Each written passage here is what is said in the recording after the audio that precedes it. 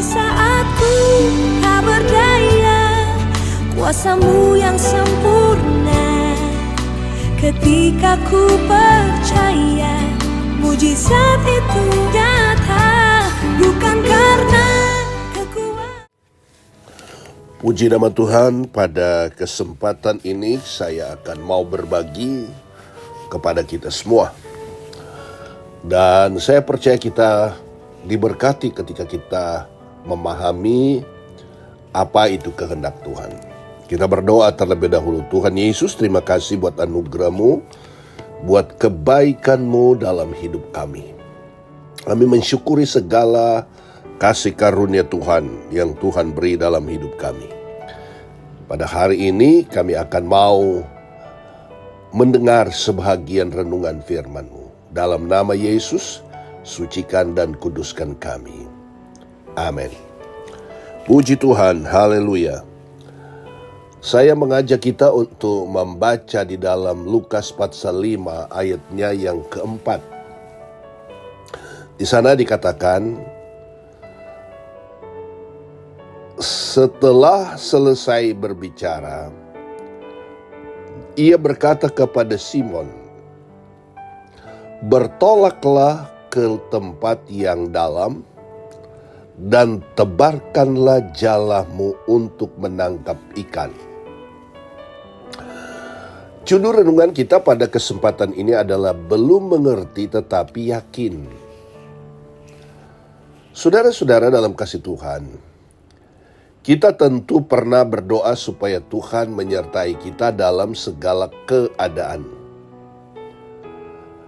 Berharap dan memohon agar Tuhan menyatakan kehendak-Nya atas hidup kita.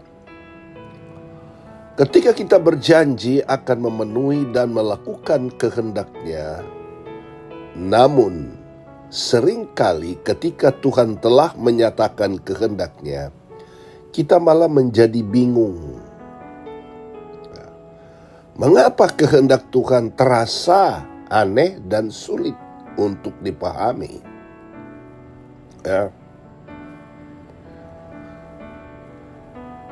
Mengapa Tuhan ingin kita melakukannya?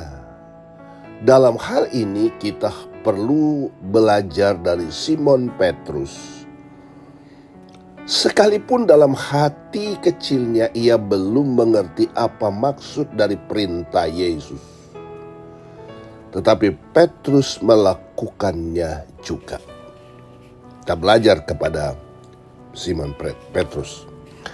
Nah, saudara-saudara dalam kasih Tuhan, kita tahu bahwa ketika Yesus memerintahkan Petrus untuk bertolak ke perairan yang lebih dalam dan menebarkan jala di tempat itu, Petrus dan kawan-kawannya baru saja semalam-malam mencari ikan dan tidak mendapatkan apa-apa.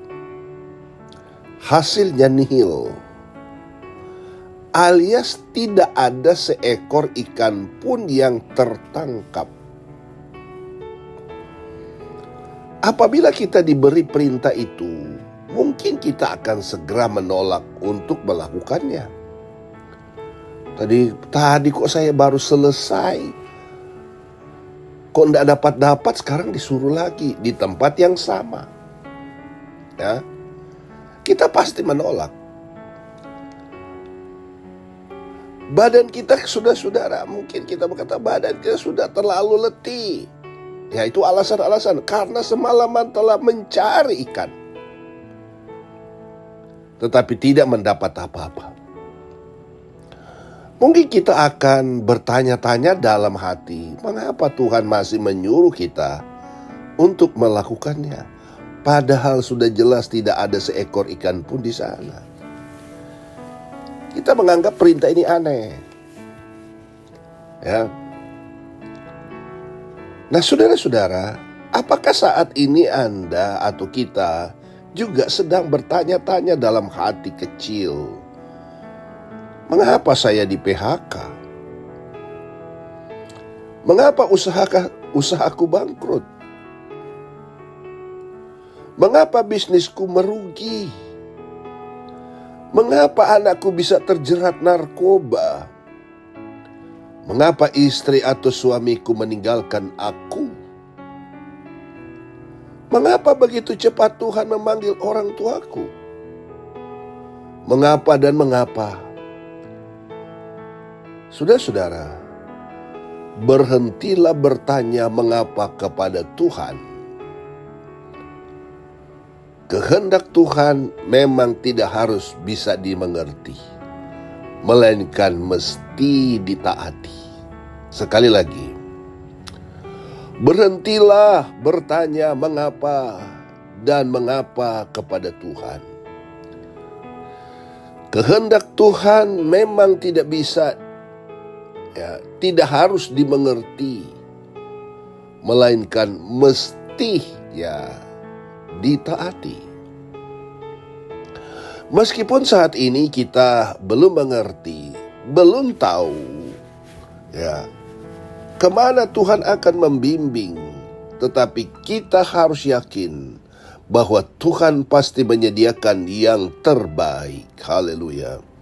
Seperti Petrus berkata, "Guru, telah sepanjang malam kami bekerja keras dan kami tidak menangkap apa-apa.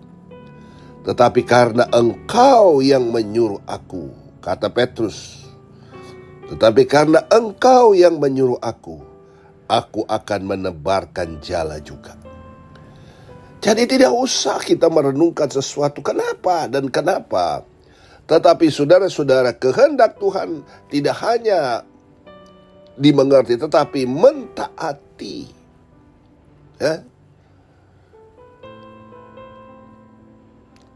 Mentaati, mesti ditaati.